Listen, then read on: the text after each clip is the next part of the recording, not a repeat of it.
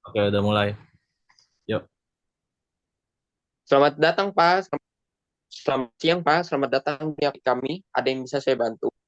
Selamat siang, Pak. Ini sebelumnya saya kan baru dapat resep dokter.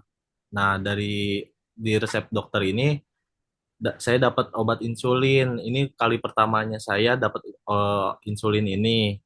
Jadi di sini tuh saya ingin menanyakan terkait tentang pemakaian insulin. Saya masih bingung. Oh, baik, Pak. Jadi di sini saya menjelaskan kembali ya, Pak, terkait penggunaan insulin. Kalau seperti itu, silakan ya, Pak, ke ruangan saya. Baik, Pak. Eh, Sebelumnya atas nama Bapak siapa? Oh ya, perkenalkan nama saya Saiful Baha. Pak, umur saya dua puluh Oh, tujuh tahun. Ya. iya, Pak. Sebelumnya saya ingin tahu jenis insulin yang diresepkan oleh dokter kepada Bapak itu insulin apa ya? Oh ya Pak, dokter dokter ini tadi bilang tuh eh, saya ini menggunakan dua jenis insulin. Satu kerja cepat untuk sebelum makan dan satu lagi untuk kerja panjang untuk malam hari. Baik, Pak. Eh, Baik, Bapak Saiful. Di sini saya akan menjelaskan satu persatu ya, Bapak. Untuk yang ini disebutnya insulin kerja cepat. Biasanya digunakan untuk mengontrol kenaikan gula darah setelah makan. Bapak, Bapak harus menyuntikannya sekitar 10 sampai 15 menit sebelum makan. Bapak gimana paham? Oh jadi harus sebelum makan ya. Kalau lupa lupa dan sudah makan gimana? Jika sudah makan dan lupa menyuntikan insulin, segera suntikan sesegera mungkin ya, Pak. Namun, pastikan untuk tetap mengikuti dosis yang dianjurkan dokter. Jangan menggandakan dosis untuk menebus keterlambatan. Baik, paham saya. Lalu untuk insulin kerja panjang itu gimana sih Pak cara pakainya? Kalau yang insulin kerja panjang ini digunakan satu kali sehari. Biasanya pada malam hari. Fungsinya untuk menjaga kadar gula darah tetap stabil sepanjang malam hingga pagi hari. Waktu suntiknya sebaiknya konsisten ya, Pak. Misalnya pukul 9 malam sebelum Bapak tidur. Oh. Kalau cara menyuntikan insulin itu gimana ya Pak? Saya kan masih belum pernah nih melakukannya karena ini saya baru pertama kalinya untuk melakukan penyuntikan insulin ini secara sendiri. Tidak apa-apa, Pak. Nanti saya akan jelaskan ya, Pak, langkah-langkahnya. Untuk yang pertama itu, silakan Bapak cuci tangan terlebih dahulu. Pastikan tangan Bapak bersih ya, Pak, sebelum menyentuh alat atau area yang disuntik. Yang kedua, siapkan insulinnya, Pak. Periksa botol atau pena insulin. Jika pengguna jika menggunakan botol, gulir perlahan di antara telapak tangan untuk mencampurkan. Jangan dikocok ya. Untuk yang berikutnya adalah pilih jarum yang baru. Jika menggunakan insulin pena, pasang jarum sekali pakai yang baru ya, Pak. Jangan yang bekas dipakai lagi. Baik. Kemudian Bapak setel dosisnya, sesuaikan dosisnya yang sesuai anjuran dokter. Kemudian Bapak pilih area suntikan. Untuk yang berikutnya ini silakan Bapak suntikan di sekitar area perut ya. 5 cm dari pusat itu sekitaran entah di sebelah kiri Bapak ataupun di sebelah kanan Bapak. Atau enggak di paha boleh atau enggak di lengan atas. Sebelum itu dibersihkan juga ya Pak bagian yang suntik itu dengan kapas alkohol. Untuk yang berikutnya adalah untuk disuntikin insulinnya, jepit kulit sedikit, lalu masukkan jarum dengan sudut 90 derajat. Tekan tombol atau pelangar hingga insulin selesai disuntikan. Yang setelah selesai, tarik jarum perlahan.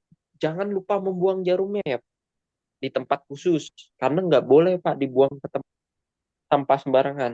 Ah, oke oke oke. Oh, jadi apakah setiap kali saya apa namanya? Mengganti setiap kali saya menyuntikan itu harus ganti-ganti lokasi suntikannya, Kak? Pak. Iya Pak, untuk rotasi tempat suntikan itu untuk penting untuk mencegah pengerusakan atau kerusakan jaringan kulit. Misalnya nih, Pak, hari ini Bapak nyuntik di perut, besok bisa di paha atau lusa di lengan atas.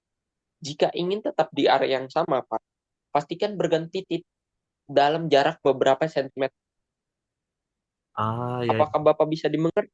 bisa bisa Pak. Kalau kalau insulin ini harus disimpan di mana ya Pak untuk penyimpanannya kira-kira? Kalau untuk penyimpanannya, Bapak bisa nyimpan di lemari es. Pastikan suhunya itu 2 sampai 8 derajat. Itu jangan sampai ibarat kata berarti Bapak jangan taruh di freezer ya. Taruh di bagian yang biasanya aja, yang di bawahnya freezer gitu. Sedangkan untuk insulin yang sedang digunakan boleh disimpan di pada suhu ruang. Tetapi hindari paparan langsung sinar matahari atau panas. Biasanya insulin yang sedang digunakan memiliki masa pakai sekitar 28 hari ya. Oke, oke, oke. Jadi harus hati-hati soal penyimpanan ya. Kalau saya posisinya lagi berpergian nih Pak ceritanya, bagaimana cara membawa insulin itu Pak? Untuk berpergian, silakan bisa dibawa dalam tas pendingin kecil Pak, agar suhunya tetap stabil. Biasanya itu kayak uh, kalau Bapak itu biasanya styrofoam gitu, styrofoam yang bentuk pot ya. Namun jangan letakkan insulin langsung bersentuhan dengan es batu atau kantong es agar tidak membeku. Bapak bisa pakai es yang kering itu. Jadi bukan es yang mencair ya. Baik, baik, baik, baik. Terima kasih Pak. Saya juga ingin tahu nih Pak, apakah ada efek samping dari penggunaan insulin yang perlu saya waspadai nih selama penggunaan ini? Untuk efek sampingnya paling umum itu adalah gula darah terlalu rendah atau hipoglikemia Pak istilah. Jadi gejalanya ini bisa pusing, gemetar, berkeringat, atau merasa sangat lapar. Jika ini terjadi terhadap Bapak, segera konsumsi makanan atau minuman manis seperti permen, jus buah, atau glukosa tablet, kayak sejenis makanan-makanan anak-anak gitu. Selain itu mungkin ada sedikit rasa nyeri atau kemerahan di area suntik, tetapi itu biasanya sementara doang sih setelah habis disuntik Oh, atau sebelum disuntik. oh, Sebelum itu. oke, oke. Kalau hipoglikemia ini sering terjadi, apa yang harus saya lakukan Pak? Misalkan saya terjadi. Kalau untuk darah rendah ini atau hipoglikemia, jika sering terjadi segera konsultasi aja Pak Dok. Bisa jadi dosis insulinnya perlu disesuaikan atau ada faktor lain yang mempengaruhi seperti pola makan atau aktivitas Bapak. Oke. Jadi saya akan ingat itu. Oke. Apakah kira-kira ada tips lain Pak untuk yang perlu saya tahu? Kalau untuk tips dan trik lebih ke arah Bapak jaga kesehatan aja ya. Pola makan sama selalu cek gula darah sebelum menyuntikkan insulin. Jangan gunakan insulin jika cairannya berubah warna atau ada partikel. Bawa kartu identitas diabetes atau catatan medis saat berpergian ya Pak, karena itu biasanya penting untuk dok melihat udah seberapa penggunaannya, seberapa jauh sih Bapak terhadap obat-obatan ini. Kemudian sering-sering juga Bapak ngontrol gula darah ya. Oke, baik. Terima kasih Pak. Penjelasannya ini sangat jelas, sangat membantu sekali buat saya buat pengobatan ini. Semoga saya bisa menjalani pengobatan ini dengan sendiri. Baik Pak, sama-sama Pak. Jika ada pertanyaan lebih lanjut, jangan ragu untuk kembali ke apotek kami ya Pak. Semoga sehat selalu. Terima kasih Bapak. Baik Pak, terima kasih. Selamat siang. Saya pamit ya Pak. Selamat siang. Iya Pak.